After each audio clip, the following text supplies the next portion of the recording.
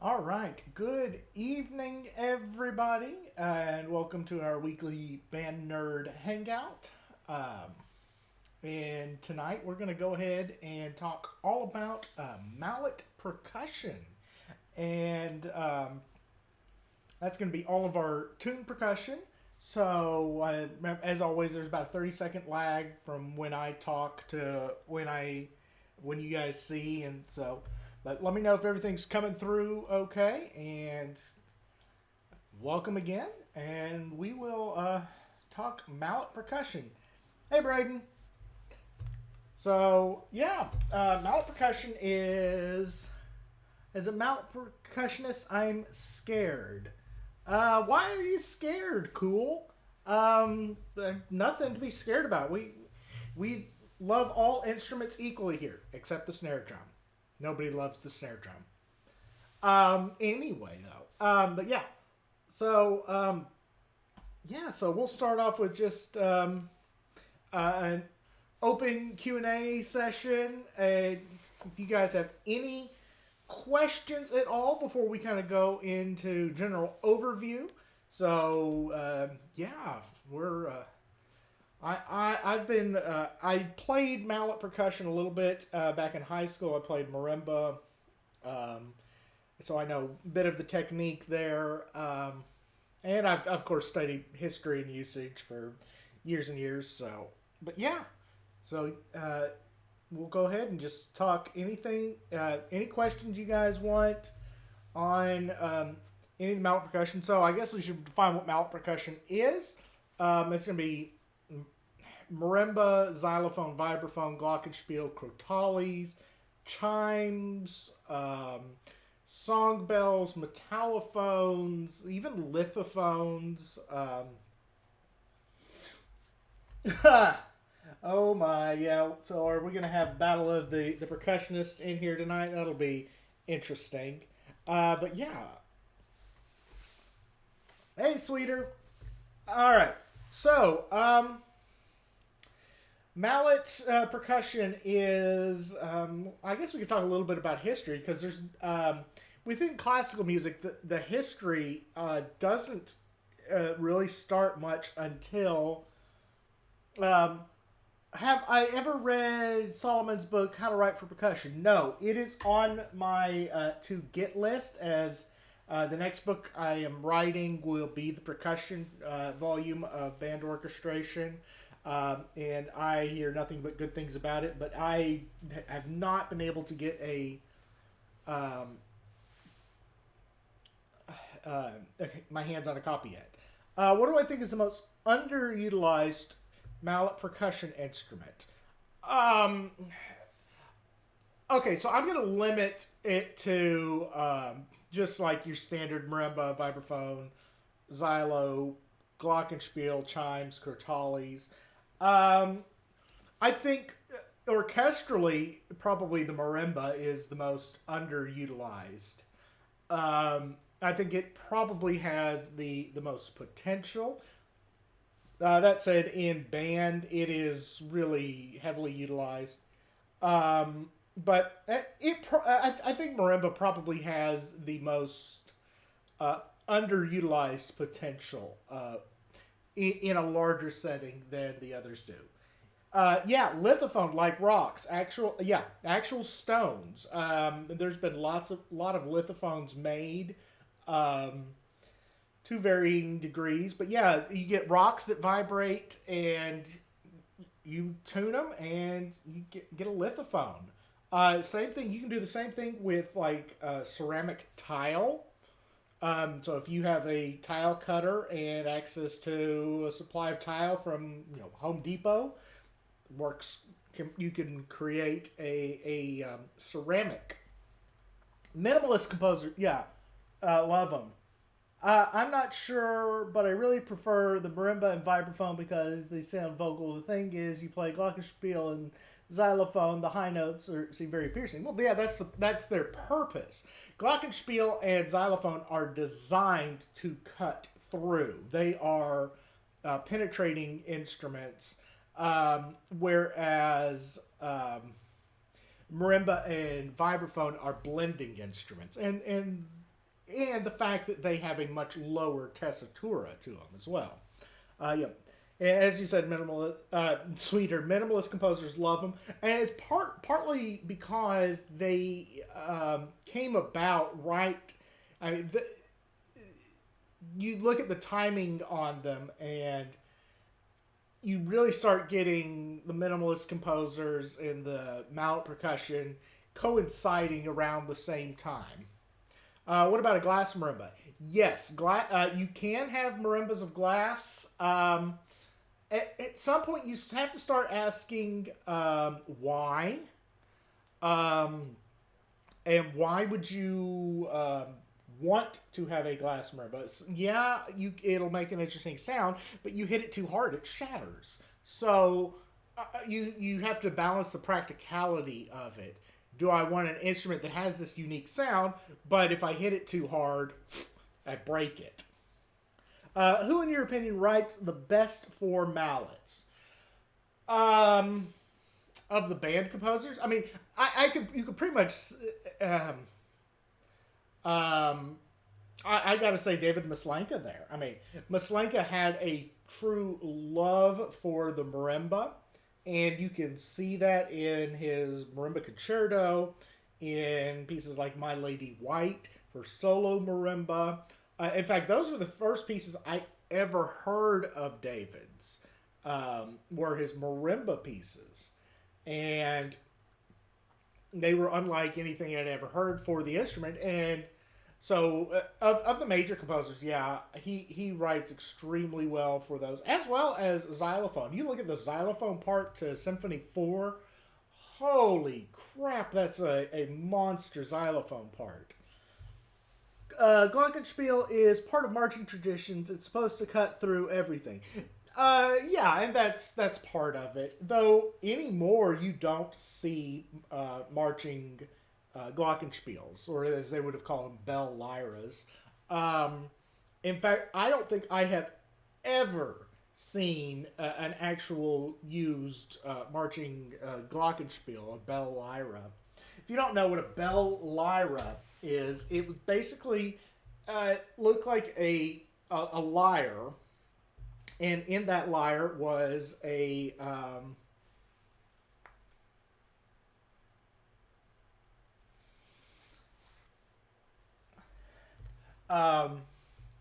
was the Glockenspiel. At some point, you have to ask why. He says the man with the 3D printed Giga Racket reed behind him. That is not a Giga Racket reed. Richard gave that to me when he was here. It is one of the Giga reeds. It is just basically a sculpture. It is not a functioning reed. It's just a sculpture piece, and this actually can have a purpose if you're doing reed making teaching. It's a great way to show the anatomy of the reed. In your opinion, Crown of Thorns and Honer are also great Maslanka pieces for mallets. Yeah, I mean, David knew what he was doing with that stuff. In your opinion, who writes the best for marimba in the orchestra? You are, Mason, you're really limited there to much more modern composers. So, orchestrally, I'm trying to think. You don't see a lot of orchestral marimba parts, really. Except for some of the newer avant-garde stuff. I'd have to go back to Percy Grainger, though, in his two major orchestral works, The Warriors, which I've got here, and In a Nutshell. And we'll talk about those pieces here in a second. Get to those. I've seen lyres in more traditional bands, but yeah, mallets are sideline players, often with electrical amplification. Yes, but there was a time in the 70s and maybe into the early 80s when there were actually forms of marching xylophones and marimbas. They're like an octave and a half, 2-octave maybe instrument that you carried on a harness like a snare drum. Have I ever played a bass marimba? Technically, no. Practically, yes. Because anymore the term bass marimba is used to encompass anything that goes to um, a marimba to low C. So a 5 octave marimba is a bass marimba. As a percussionist who wants to become a composer, I never know how to fit my own instrument in the sound. Okay, cool. That is an interesting conundrum there, and I I will relate with percussion. I always give the Rimsky-Korsakov advice. Um, Young composers become fascinated with percussion to the detriment of everything else often. And if you are focused only on your percussion parts and nothing else, then your music will suffer. Case in point, the intrinsic value of a lot of studio music nowadays, video game music, and a lot of lower level Hollywood film scores. Um, and that's not to say they're not well done, it's to say that they don't have a lasting intrinsic value. And most of that is because they start with percussion. And that's just actually how they do it. Video game music will often start with a drum beat, and then they build on that. And that's the antithesis of what you should do. As a composer, I would actually suggest if you're going to write stuff, write a piece without percussion. And then if the piece calls for it, add it in later. Piano composers be like, play this 8-note chord. Yeah, that doesn't happen. I was talking about Percy Grainger. Percy Grainger, The Warriors. Now this is not the full score. It's a condensed score. It's all that's available on IMSLP. The full score is nuts. But Grainger was the first composer really to take the mallet instruments seriously. Before Grainger, you've got some instances where Glockenspiel gets used. You've got keyboard Glockenspiel, particularly, going all the way back to Mozart. So Mozart has keyboard Glock in the Magic Flute, the famous Papageno aria. And I even think there's a passage in one of the Handel operas, but I can't remember off the top of my head.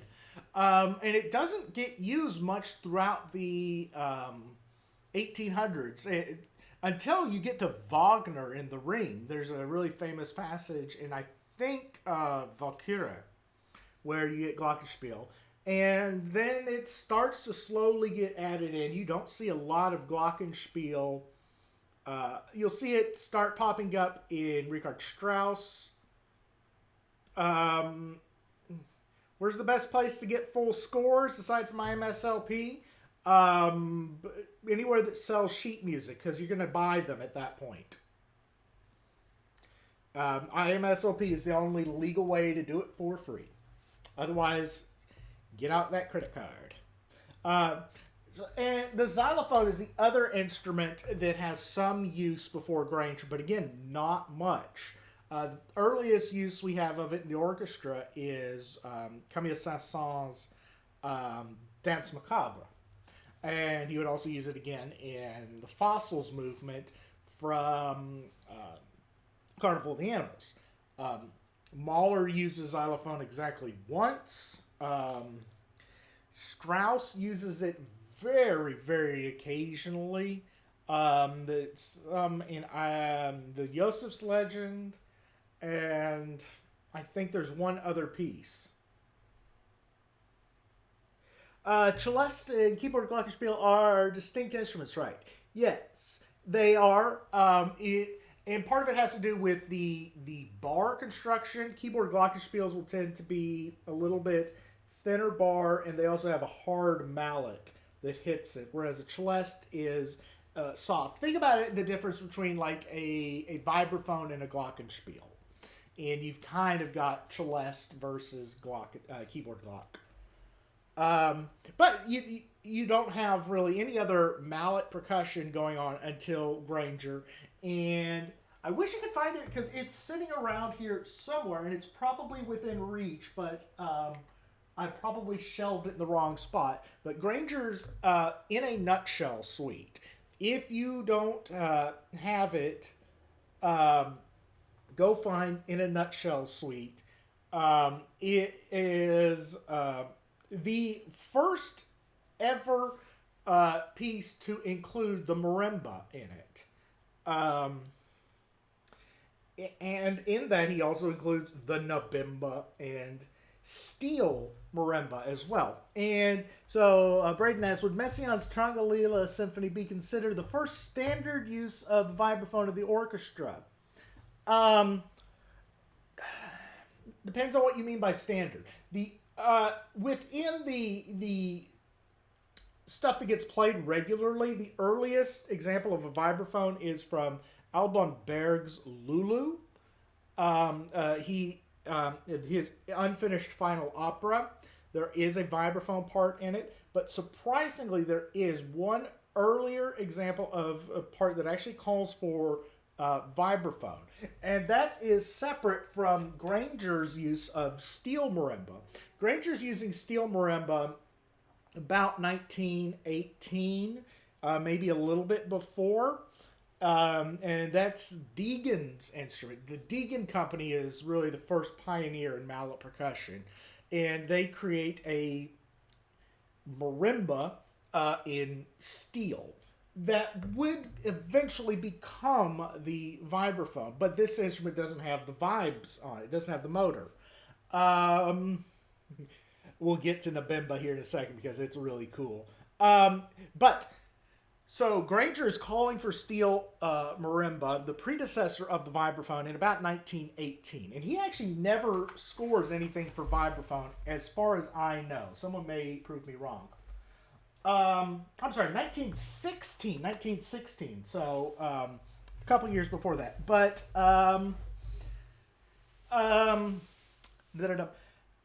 1919 is the earliest score we have that calls for a vibraphone, and it's actually from Havergal Brian's opera The Tigers. And if memory serves me correctly, I think he actually asked for 3 vibraphones. And we didn't know about this piece until probably the 1970s. It was lost for a long time. And Brian was a very obscure composer. But, but he probably has the claim to be the first person to use a true vibraphone. Xylophone excerpt in Dance Macabre is probably one of my favorite parts of that piece. Yeah, I mean, that's kind of the key of the piece. It's the rattling bones. All right. So, I'll get to Nabimba here in a second. I'll come back to it. Speaking of Messiaen, what do you think of mallet percussion in From the Canyon to the Stars? Messiaen was a master of the mallet percussion. I've got the full score sitting over there, and I need to bind it at some point.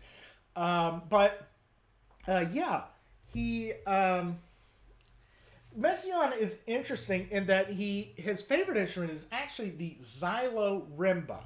And the problem with the xylorimba is we don't know exactly what he meant. By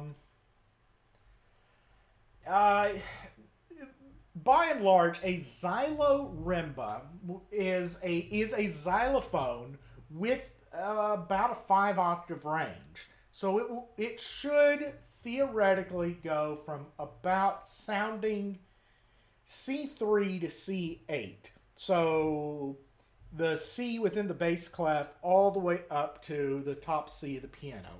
And it's going to have tuned bars more like a xylophone than it will like a marimba. That's kind of what the xylorimba is. So it's just a large extended range xylophone. Do you see a future where we see extended crotales beyond the current 2 octaves? Well, Zildjian makes a 2.5 octave Crotale set that goes all the way up to F8, a fourth above the piano's range. I know that Sabian at one point made an extra low octave, so a total of 3.5 octaves of Crotales have been made. I don't think they've all ever been put into a single set, though. I would be curious to know what would happen if you added an extra low octave or two on. But at that point, I mean, there are so many overtones in the Crotales that I almost wonder if you'll stop hearing the fundamental and you'll start only hearing the overtones of the Crotales. Have I ever considered getting a Pearl mallet station or even heard about it? That's their electric practice mallet, or a like something for a very crowded pit space. I don't have a need for one. As a composer, I don't need one. I would love to have a marimba here or something like that so I can experiment with it, but I don't have space in this house for a marimba. Marimbas are huge. Okay, so let me explain the nabimba. If you can read the whiteboard back there, it says bring back the nabimba. The nabimba, and this goes back to Granger's In a Nutshell suite. So the very first piece to ever use the marimba. And in this piece, he also calls for a nabimba. And only about 25 nabimbas were made. They were made by the Deegan Company, who was also making the marimbas at the time. And so we need to talk a little bit about marimba history. So we can try to trace the history of the marimba from instruments from Africa. Very simple wooden instruments, bar instruments. If they had a resonator, it'd be like a gourd underneath, typically of a hardwood. The Africans who were brought over, particularly to areas of Chiapas, Mexico, and Guatemala, would develop this instrument into a much larger instrument that became the Guatemalan or Chiapas or Mexican marimba. The Mexican marimba is quite a bit different than our modern marimba. I can't even say modern because our concert hall marimba. And the biggest difference is, one, most Mexican marimbas are 6 octaves, as opposed to our measly little 5 octave marimbas. They're still 9 feet long. But these Mexican marimbas typically will go all the way down to F1. So it's a half step above the double bass's open E string. And will go up to F7. So nearly to the top of the piano. Huge, huge instrument. About 11 feet long. Typically 3 players on them. But the big difference comes in the resonators. The resonators are wooden, and they have built in a vibrating membrane. And that membrane buzzes. If you go and look up Mexican marimba or Guatemalan marimba, you will hear a buzz to the sound, particularly as you get lower and lower. It's a real nasal. It's almost a kazoo-like effect.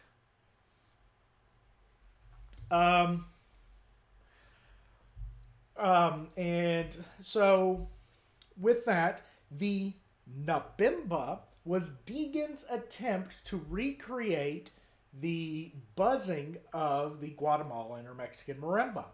Eventually they would take that off and it would just be the marimba. So basically we go Africa to Guatemala, Guatemala to nabimba, nabimba to marimba. And there's a single piece in the literature that calls for nabimba, and it's Granger's In a Nutshell suite, and he actually writes solos for it. The Dallas Winds recording of the transcription of In a Nutshell uses a Mexican marimba. So they don't have a nabimba, but they do have um, the actual a buzz marimba. When did crotales start becoming used? So interestingly, crotales are also sometimes known as antique cymbals, and um, the earliest antique cymbals we have date from the Roman era. And I actually think a pair were pulled out of the ruins of Pompeii. And so they go back 2,000 years. But within the orchestra, the first composer to actually use them was Hector Berlioz in the Queen Mab scherzo of Romeo and Juliet Symphony. And he calls for two pitches, a B flat and an F, and chunka chunka chunka chunka. It is just this great moment. Debussy will also use them at the end of Prelude to the Afternoon of a Faun. They're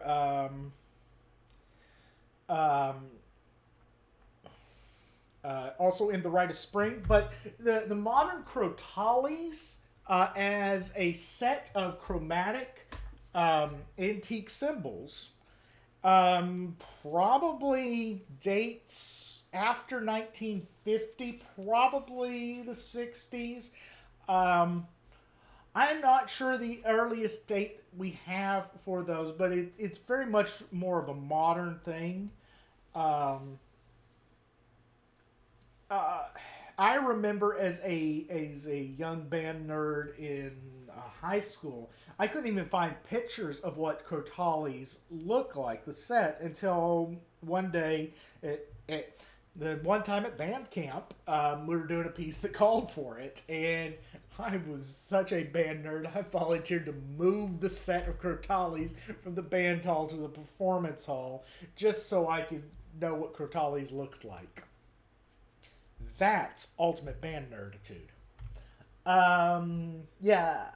So I use the preparation to simulate the buzzing sound. How exactly cool do you prep it? Because I would assume it's something like wax paper over the bars, but even then, I would love to get up close and personal to the buzzers on a nabimba.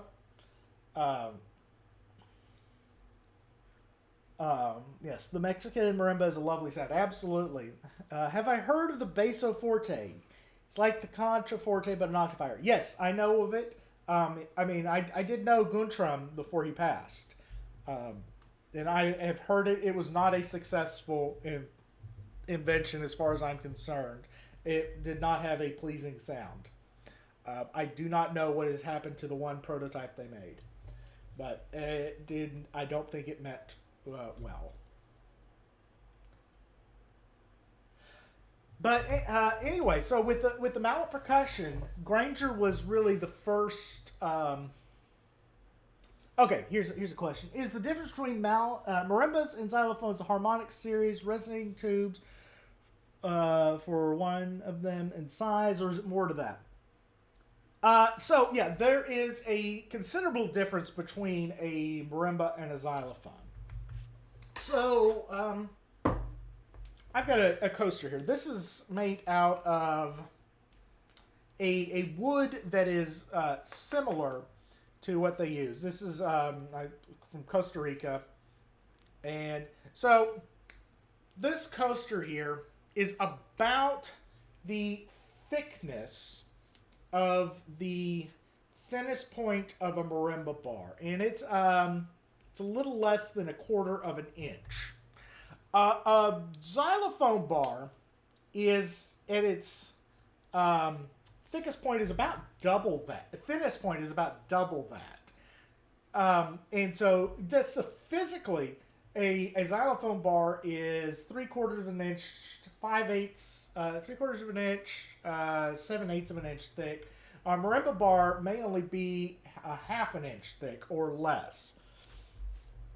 And then there are differences in the tuning of the overtones. So each bar will have its overtones tuned differently. Marimbas favor lower partials, xylophones favor upper partials, and then you also want to tune. You can tune the harmonics flatter or sharper on the bars. Um, and xylophone is typically a higher range instrument. So the lowest note of a typical xylophone is F4. That's the F right above middle C, going up to the highest C on the piano. And a marimba is anywhere from an octave to an octave and a half below that, just depending on the range of the instrument. I've seen tinfoil commonplace in different areas. Yeah, that one of those that you just need to experiment with. What tonally is your favorite wind instrument, doubling for each mallet instrument? Mason, that's a dissertation long question. Narrow it down, and I can answer that a little better. Is there a bass xylophone? Technically, yes. You could call when I'm talking about the Xylorimba earlier. It's technically a bass xylophone in that it goes lower. There is Puccini in Turandot actually calls for a bass xylophone.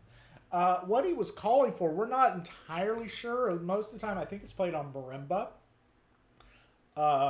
But he does call for a bass xylophone in there. I'd need to look at the score to kind of look at it in more detail. But yeah, I mean, the 4-octave xylophones are a thing. I've seen a few of them before. And then you got the big 5-octave xylorimbas that are basically an octave higher than a 5-octave marimba.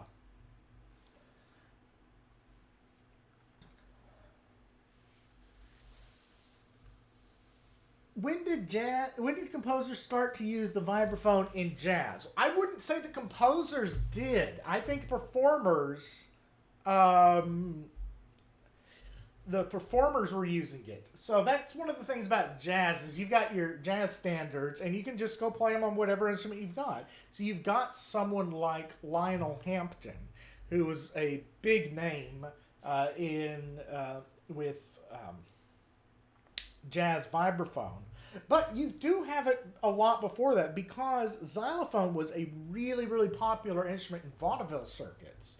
There would be touring xylophonists all over. It was one of the most popular instruments for a time because, you could be a showman on the xylophone. So you got things like George Hamilton Green doing rags. But you get someone, and really perhaps the first person to do it is a guy named Adrian Rollini. Rollini is perhaps better known for being the biggest proponent of the bass saxophone. Well, when the bass saxophone went out of fashion, he decided to basically give it up, and he moved to vibraphone. A odd switch, but yeah, that's kind of what happened. Yeah, so Rollini would be playing the vibraphone and showing it off in it through him that other artists would pick it up. And you start seeing much more vibraphone in the 50s, 60s. You don't see it too much before that, except with people more connected with the vaudeville circuit and Rollini. If you could create one new mallet instrument, what would it be? I mean, I'd like to experiment with a vibraphone that can go all the way down to C2 at least, the same as a 5-octave marimba. A 5-octave vibraphone would be awesome. I would love to see the potential of a marimba going down to F1. I don't think you're going to be able to support that marimba sound much lower than F1. I could be proven wrong, but at some point the acoustics of the wood just won't allow it. But yeah, a larger range vibraphone really would be quite lovely. 5-octave from C2 to C7 We've already got 4-octave vibes, and just add another octave on the end. If only Rollini and Dolphy together would be an odd combo, because you've got Hot Dixieland plus bebop, and that would be such an odd combo. Surprisingly, the I saw a video of a Glockenspiel with an addition extension that went to C4. Yeah. I mean, yeah. I think I know what video you're talking about. Helicopter. And yeah. I mean, at that point, you are starting to blend the range of a Glockenspiel and a vibraphone. Interestingly, in Symphony 4 that I just finished, I included an optional part for an instrument called song bells. Song bells, again, were a Deegan instrument, and they were kind of meant to be between the Glockenspiel and the steel marimba, which became the vibraphone. So it's like a Glockenspiel, but an octave lower. So a typical Glockenspiel part reads 2 octaves higher than written. The song bells would read 1 octave higher. And I realized that by putting that part in, it would limit performance. I said, and the part reads as Glockenspiel, but there's a note saying, if this part could be played on song bells or like instrument, that's preferred, and only transpose 1 octave higher instead of 2 octaves higher. Bass sax and bass clarinet. That would be interesting. Yeah, growing up in a band tradition, I didn't appreciate how underdeveloped the instruments are in orchestra writing. Should have noticed that the classical arrangements we played only had Glock parts. There is something to that. A lot of times orchestras will not own those larger mallet percussion instruments. And you'll see this quite frequently. Orchestras will not own a marimba. They will not own a vibraphone. But they'll have a xylophone, they'll have a glockenspiel, they'll have a set of timpani, and a bass drum. And the players bring everything else. So, and these are for like your local community orchestras. Only the really big ones are going to own the really expensive equipment like marimbas and whatnot. I mean, compared to octo contrabass clarinets and subcontrabasses, making an extended vibraphone and marimba would be easy. Absolutely. There are instructions on how to do it online, and if I had money I'd be doing it. I would absolutely be building an extended range marimba and vibraphone. But money, yeah. That's the we could solve a lot of issues, wouldn't it?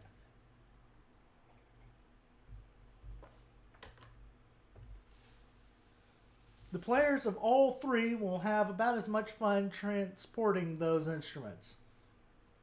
Oh yeah. I mean, transporting these instruments is an issue that composers do have to think about. So yeah, there is the issue of size. So, now, most of these instruments can be taken apart, and you can put you put a big marimba, if it's fully disassembled, into a standard size car. You can't put anybody else in there, but you can get it in.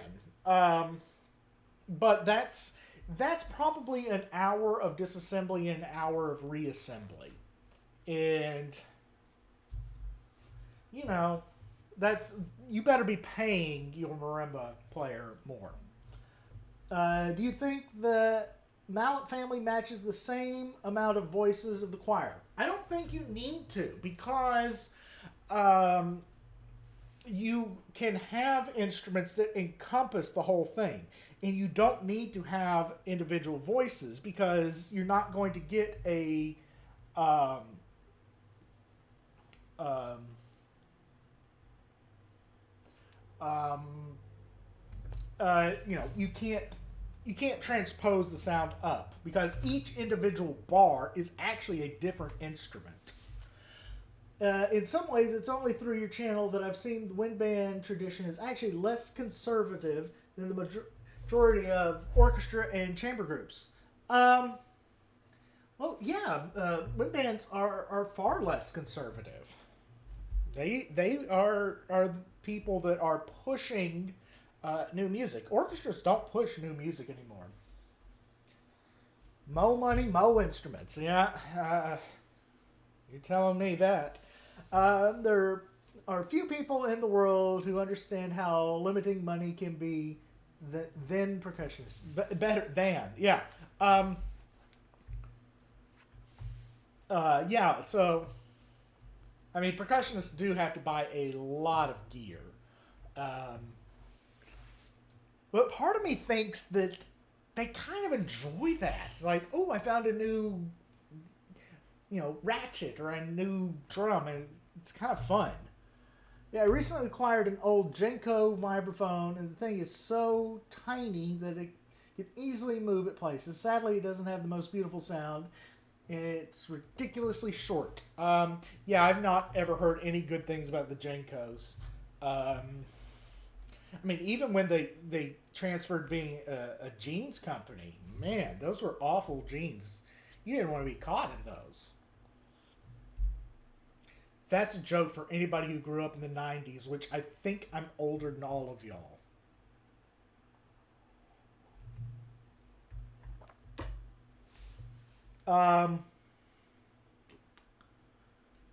But yeah. So yeah, as I was saying though, something that people don't realize is that each bar on a mallet percussion instrument is its own instrument, and so you can't really change those. They're also held liable for some high risk gear owned by institutions like drumheads.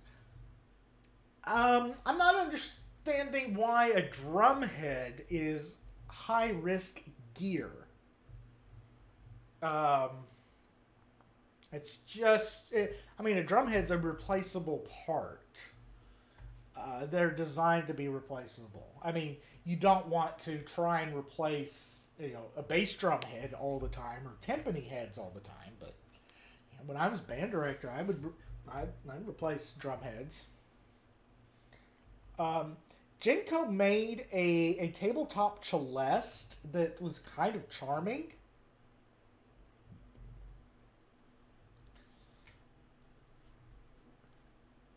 And there were some uses for the Genko celeste. It is more of a toy type sound. But I think that was about it. Everything else was crap. Again, 90s reference. Sweeter, yeah. I'm just about 40. My God, I think that's the first time I've ever said that out loud. But yeah, I'm actually a lot older than I look.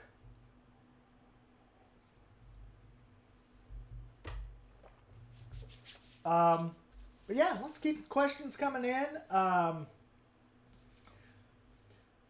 So interestingly, I think we talk about 5-octave marimbas now because those are. There's some interesting history there. Some of the earliest marimbas were extended range, particularly some of the early Deegans that would go down to C1. And Deegan actually even offered in their catalog instruments that went down to F1.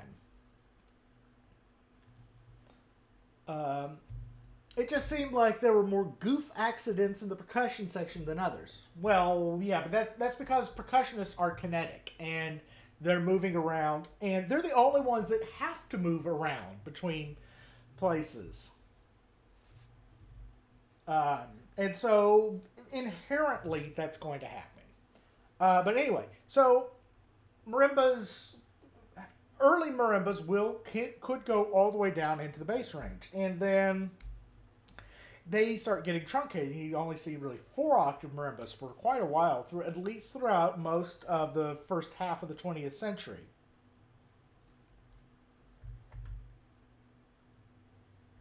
Oh, Mason, yeah, and I apologize for the delay on that. That was on my end, and I hope you at least got the ebooks with that as well.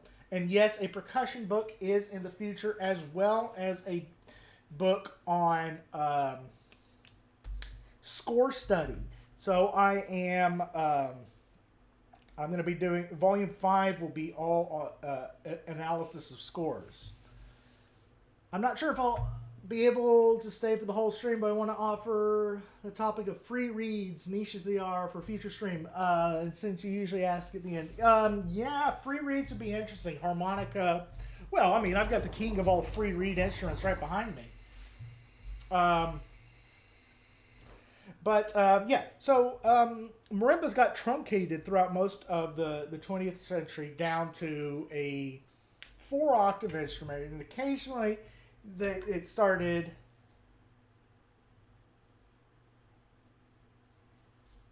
Awesome. Glad you got him, Mason. We'll talk later. Thank you for joining the stream tonight.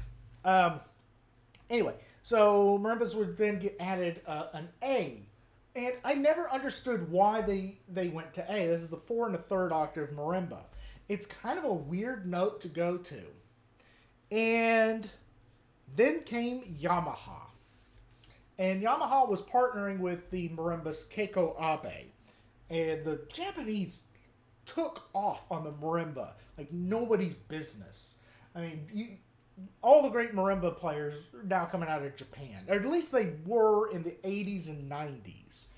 And there was just this huge marimba craze. And Keiko Abe basically went to Yamaha and said, I need a 5-octave instrument. I need to be able to go down to C. And so Yamaha, in sometime in the 80s, started producing a low C marimba. And the first time this has been done since the early Deegan instruments in the 1910s. And they slowly started getting more and more popular. When I was in college, I started college in 2000, and we did not have a 5-octave marimba on campus until my senior year. So 2003, 2004, we got our first 5-octave marimba. And man, the percussionists were all clamoring over that instrument. One, because it meant they opened up a lot of new literature they could play. But everybody also had to share the same instrument. I think now that most of the universities have gone exclusively to 5-octave marimbas, except for some holdover 4 1/3 octave marimbas that are great if you have space concerns. If you're on a crowded stage and you don't need a bigger marimba, you want to go with the 4 1/3 because it saves probably about this much stage room.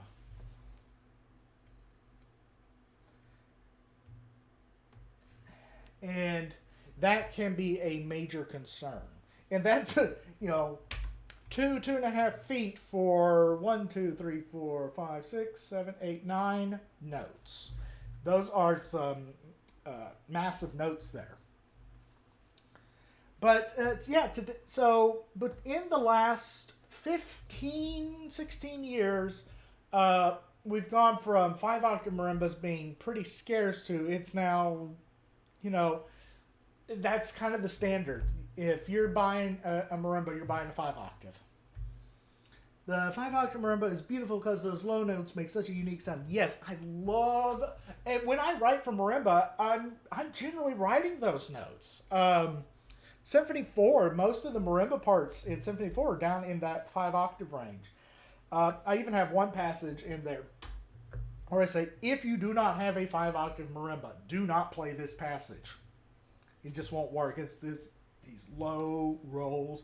And this is one thing I hate about MIDI sounds is they never are um,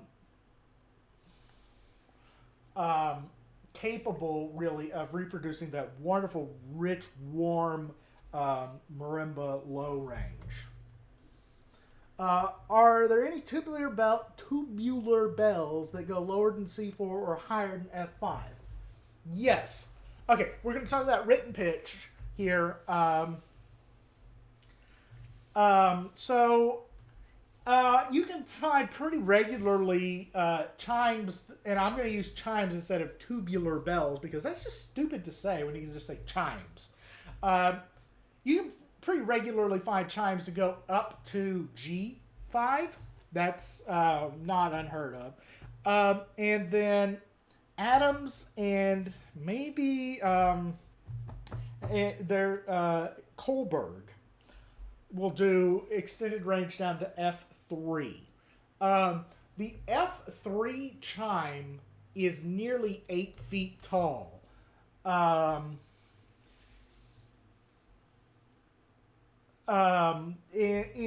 after that, you start getting into specialty range. My friend Bill Whitney, who runs Calderwood Percussion, has made some specialty chimes for Symphony Fantastique, and I think he's made a C3 and a G2 for that piece. And one thing is you cannot reproduce that sound through speakers.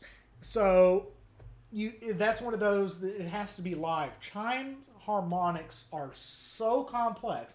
One, we don't actually know exactly which pitch they're producing because the harmonics are so complex. We can't actually pinpoint the exact octave. We think it's about, as written, so middle C sounds middle C, but it could be an octave higher. It could be an octave lower. But you can get custom chimes that go lower. They start getting really expensive, though.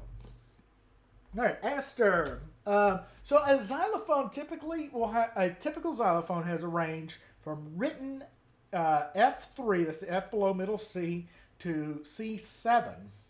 However, the xylophone sounds one octave higher. So its actual range is F3 to C8, and C8 is the top C on the piano.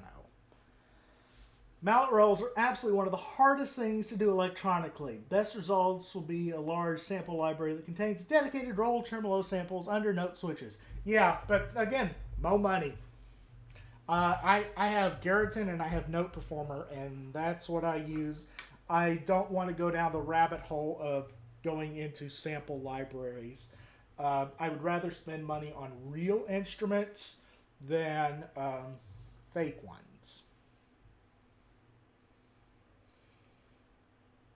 So, yeah, I could easily lose a lot of money on sample libraries. But yeah, chimes are interesting. They've only really ever had that octave and a half range. So, Mario, you don't have to redact your message. They're fine. They're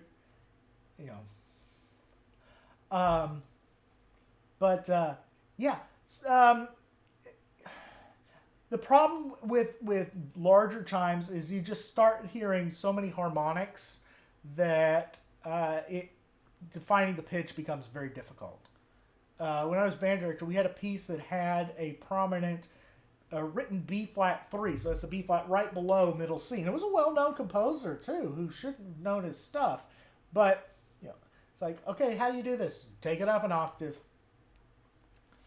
Of course, the kids at that school were so dumb. They lost all of the chime mallets. These were the high schoolers. These were supposed to be the good kids.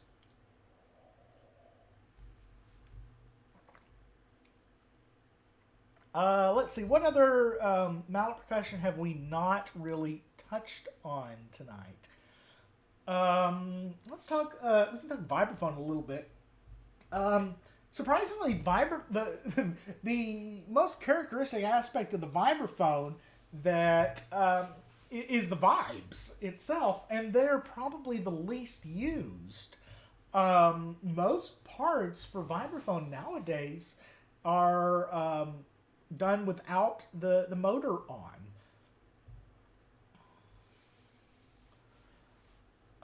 And so that becomes interesting. And I actually like having the motor on my vibe parts. So the movement 2 of Symphony 4 has a lot of vibes with motor on. I've noticed that steel pans have basically only octave harmonics. Is that similar to the marimbas and others, tuning wise? No, because marimbas have what is called, I think marimbas have what's called quint tuning. And there is a very specific kind of tuning that marimbas have versus xylophones, and it is going to be different in steel pans. And we'll get to steel pans here in a second, because that was the other one I wanted to talk about. High school kids, being one, are probably the worst. You can delete the word probably. Oh, I take that back. Middle school kids are worse than high school kids. What does the motor do? Okay, so the motor on the vibes, and on the top of all the resonators is running a long rod, and on that rod are circular fans. The fan is attached to the rod, and the rod spins so that each resonator, the resonator being round, and then the circular fan inside of that spins.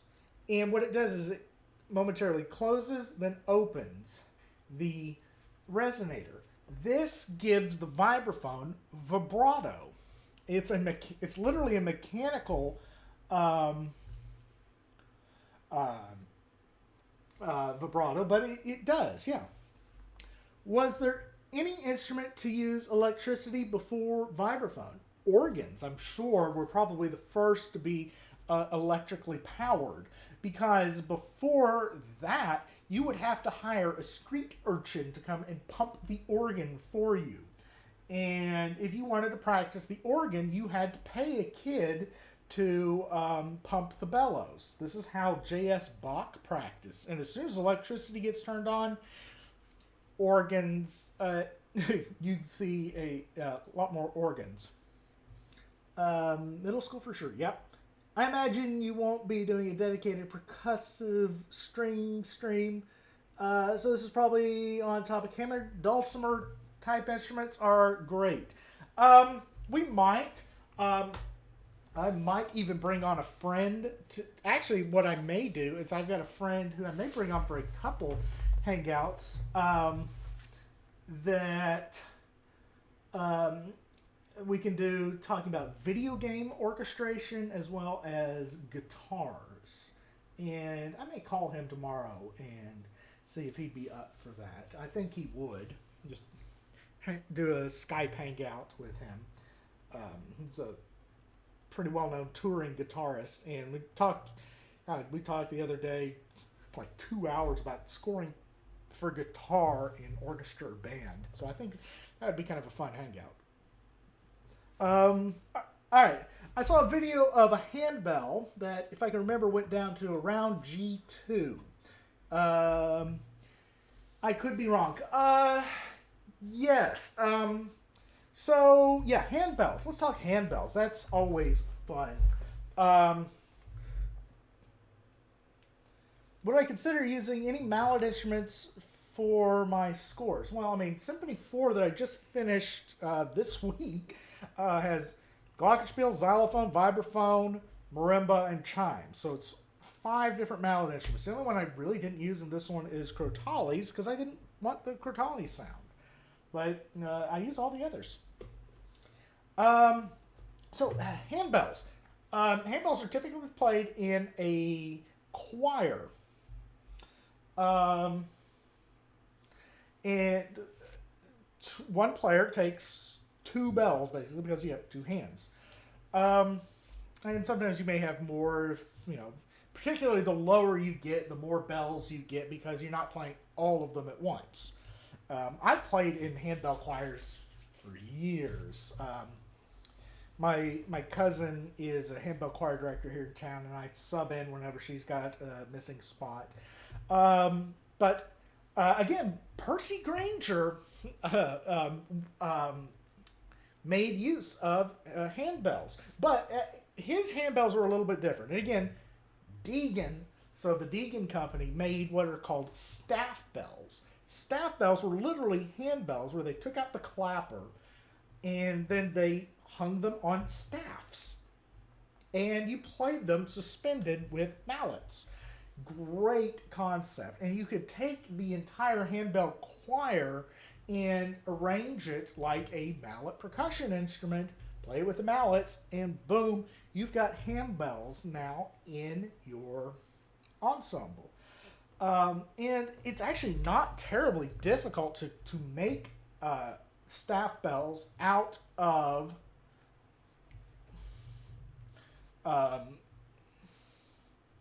existing handbells. All you have to do is construct a rack to put them on. And again, that wouldn't be terribly difficult. When Granger used them, he would divide them into 2 or 3 players. So one person like low, middle, and high. What made you choose wind band over orchestra as your specialty? Because I've always been... Wind band needed more love. Honestly, I mean, I've always been much more attracted to the various wind instruments, and I have been since I first started learning about instruments. Strings. Orchestra has a superiority complex. They think they're better than everybody else, and I kind of want to prove that band can be just as good. Where's the line between mallet percussion and piano? Is the stipulation that you must hold the mallets with your hands?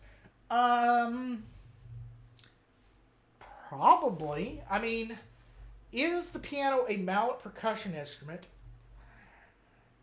Kind of. I think you have to make the distinction. Who's going to play the instrument? Is it going to be played by a percussionist? Piano's not going to be played by a percussionist. It's going to be played by a pianist. And so I think that's really where you have to draw the line. Same with celeste. You do not ever give a celeste part to a percussionist. You have to give that to your pianist, your keyboardist. And this is something that a lot of composers have fallen into, is that they think the celeste is going to be covered by a percussionist. It won't. It's going to be covered by a pianist. Is it uncommon for a mallet instrument to pair up with a more common instrument like guitar or piano? Oh no, it's not uncommon at all. I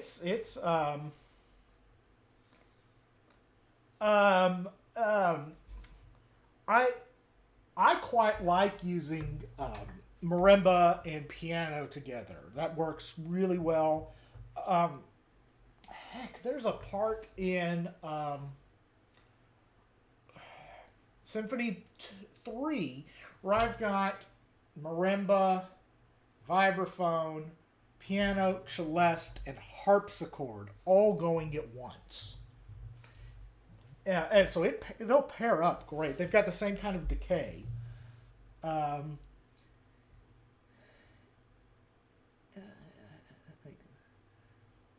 Have people made instruments where a marimba or xylophone is controlled by a keyboard mechanism? Yes.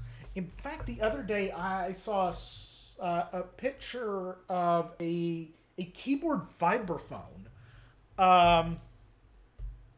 It looks like an upright piano, but evidently in the interstices of the piano was a vibraphone mechanism, and you could play the vibraphone like a piano. Old theater organs, again, Deegan, that name keeps coming up, would make organ stops for theater organs with a built-in marimba. And so you could, if you're playing an organ, you just pull out a stop, you're playing organ, you're playing marimba or xylophone. Marimba plus classical style guitar is nice. Vibes and jazz guitar, of course, yeah. Honestly, marimba works with a lot of stuff. Well, I mean, orchestration is all about con- uh, contrasting elements and similar elements. So if you want to, similar elements are going to be in any instrument that has a short decay. So things like guitar, piano, um, marimba, all the mallet percussion instruments, they have the short decay. They'll all work well. But if you want to contrast, you can go with a wind instrument. So they have a infinite sustain, or as long as the player has breath. Pat Metheny had a marimba controlled by a computer to play itself. Yeah, that's not unpossible. He fail English. Though they have to stay out of each other's way when comping playing the chord back. Yeah, that's how that works. Yeah, let's see. Steel pans, steel drums. Let's talk that, because that I think may be the one truly unexplored area of mallet percussion writing, and one that I think could have a lot of potential. But here's the thing with steel drums is it is very difficult to think about that instrument in a way that is divorced from its Caribbean ancestry. And I have tried to think about this for years. How can I divorce a steel drum from calypso or from Trinidadian street music? And it's very, very difficult. I have done it a few times. I have a couple pieces where I've used steel drums in the ensemble. Particularly though, if I ever do it, I use bass pans, so the largest set, and I think that the bass pans probably have the most, potential of any of the steel drums to make a huge impact in a wind ensemble orchestra. And I started to think about it. These bass pans, man, they would be essentially chromatic, metallic timpani. Say that 5 times fast. But typically, bass pans are going to have between 6 and 9 steel drums that are fully chromatic, and I've seen them go all the way down to A1. So the A below the bass clef, and they can go up 2 octaves from there.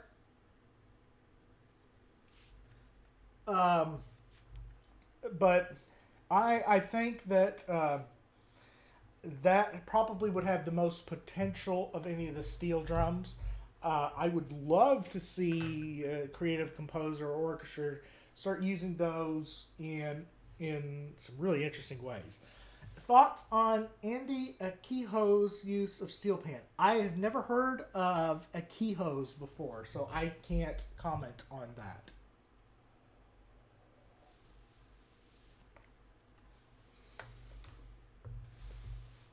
I'm trying to think which pieces I've used the bass pans in. I know I used it in my piece Osiris, my tone poem for Tenorune.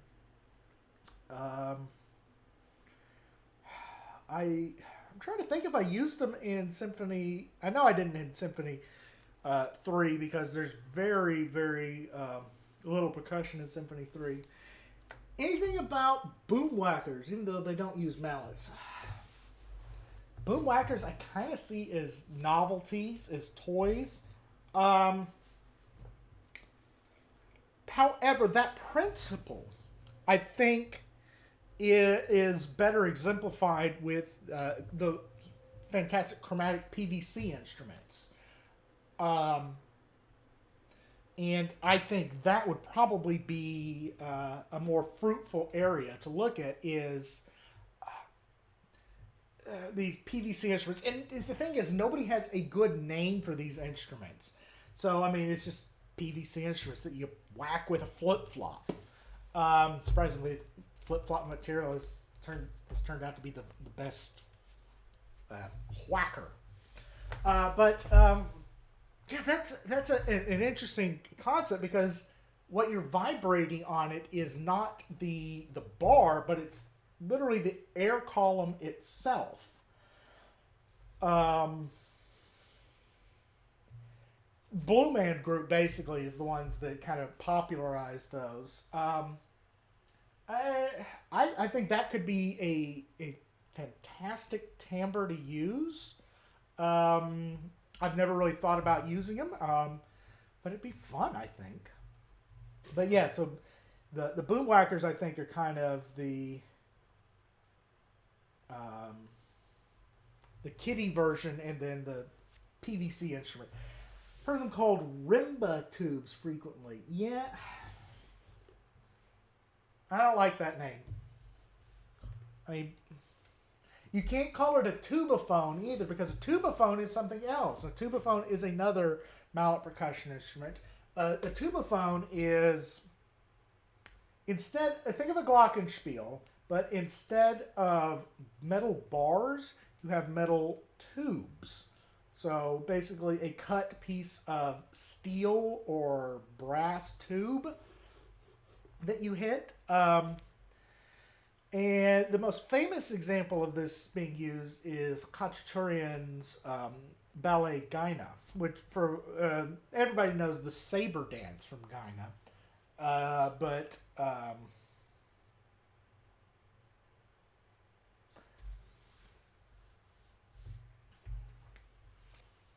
Yeah, he does call for a tubaphone there. Rather than use PVC instruments, just write out mouthpiece taps for the brass. You could do that, but you also run the risk of jamming the mouthpiece into the brass instrument. It's not an effective thing, and you can only do that on the fundamental. You can't do it on any of the harmonics. What have you missed out on, Sans? Right now, an hour and 11 minutes of mallet percussion nerdiness. I think we should have established a drinking game for this. Every time I said the word Deegan, take a drink. All right. Yeah, exactly. Give them mouthpiece removers too. Yeah, that's popping the mouthpieces is how you get the mouthpiece stuck. Slap tongue doesn't work that way. Slap tongue you can't do on a brass instrument. Slap tongue is a reed technique. It's a single reed technique too. It involves creating a vacuum against the single reed. It can't be done on a double. Let's see. What else? What other instruments have we not talked about? Tubaphone. I'm trying to think any more obscure instruments that you may occasionally run across. Tubaphone, nabimba, xylorimba, pans. Keyboard glockenspiel. We haven't really talked keyboard glockenspiel much.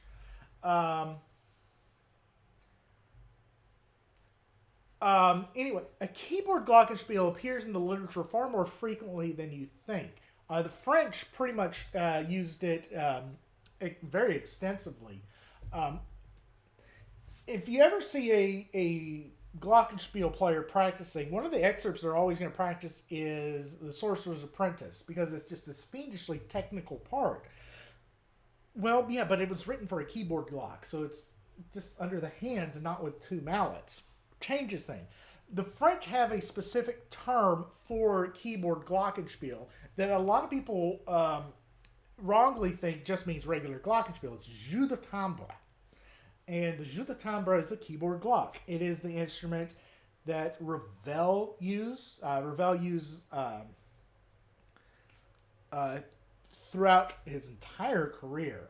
Debussy will use a regular glock occasionally, and if he does, he says glockenspiel. But if you see jeu de timbre, it is the keyboard glock. And Messiaen will use this out the wazoo. Trangalila and whatnot. You'll have keyboard glock and celeste next to each other, and piano, and en Martineau. Specifically meant slap tongue on bass clarinet or bari sax as opposed to brass mouthpiece taps. Yeah, but it's a different sound. Just put it up, make a PVC instrument. It's a good bonding project with your percussion section. I've seen people play a set of clay pots with mallets. Yeah, you can do that. The example of that I've seen is Benjamin Britten's Noah's Flood, his children's opera based on Noah's Flood, has one of the percussionists play suspended coffee mugs. And that's quite effective. It's meant to sound like raindrops. So, suspended. This would not be a good one to use because it's super thick. But, and super empty. Sad. Yeah, let's see, what else? I'm trying to think what other percussion related stuff. Mallet percussion.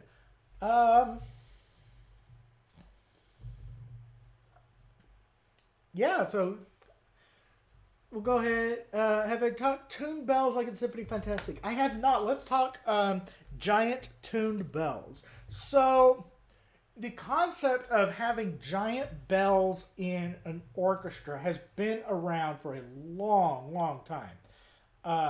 Symphony Fantastique is a classic example.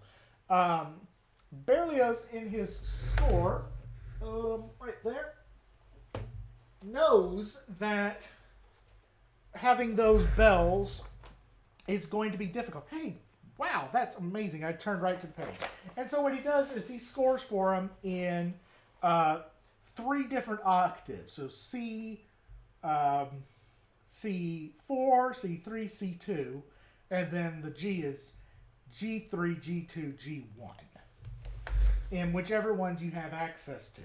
Of course, you're never going to have access to the lowest because bell manufacturing, a bell that can play C2 is going to be something like 15 tons.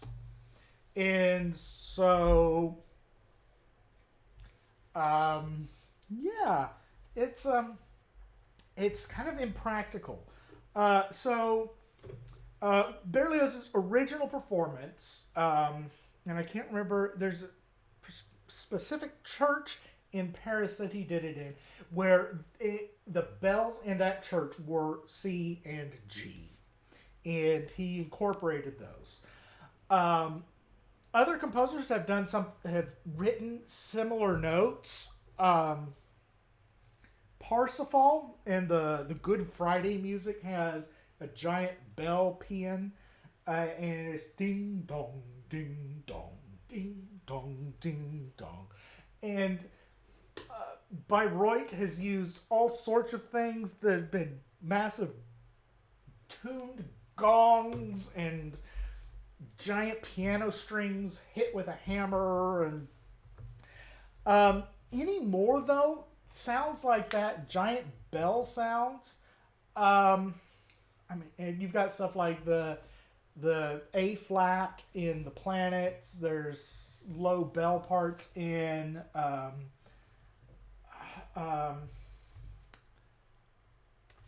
in several of the Mahler symphonies. I know 2, 6, 7, and 8. I think maybe 9 too. I can't remember. Anymore, a lot of those are going to be done electronically, or bell plates have become really popular. A bell plate is just basically a sheet of metal, aluminum. The best ones are in bronze, but aluminum seems to be getting used quite frequently. And it's just a square of metal that has been tuned to a pitch. You hit it with a giant mallet, and you go from there. Buzzing in the longest boom racker can produce a nice bass sound, but playing it like a pan flute doesn't work well. Is that caused by the kind of plastic they use?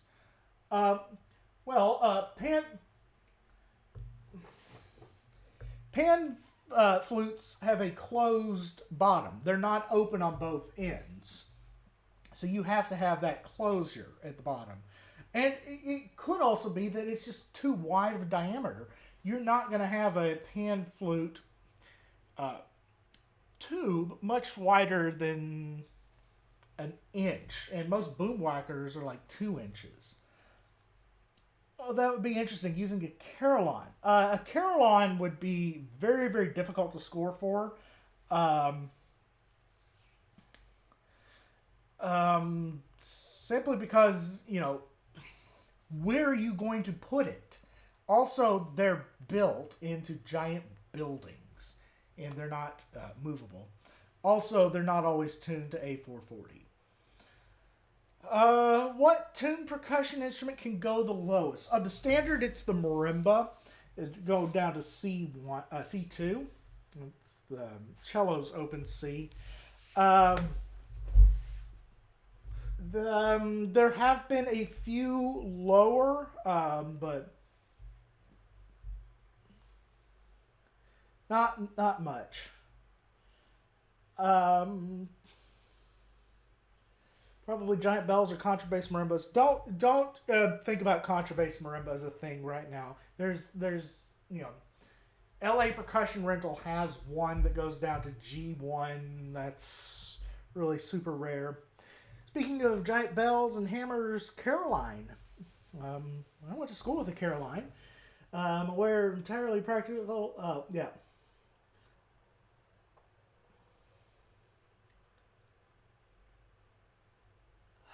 Make the first opera house with Caroline and organ that it can do everything.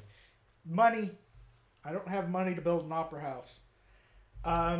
Is Timpani going to be next week? I don't know what we're going to do next week.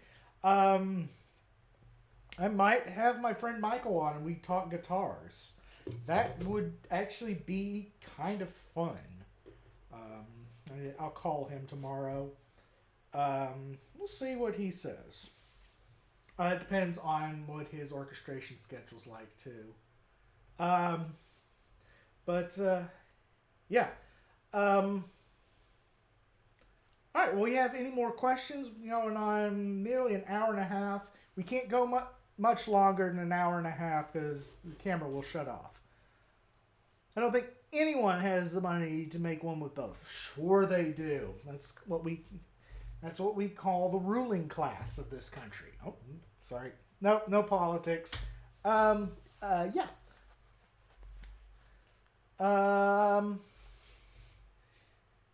But yeah, I mean, so if I ever start making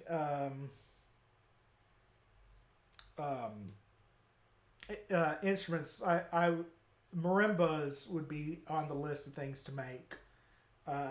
And I've got all the tools to do it.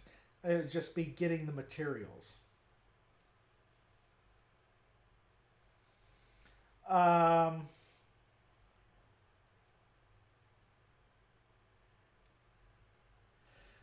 I should say someone willing to sponsor it. Is there going to be a stream on other percussion later? Yes, I'll probably do one. I may end up doing one on just drums and then one on toys, or I just may do one on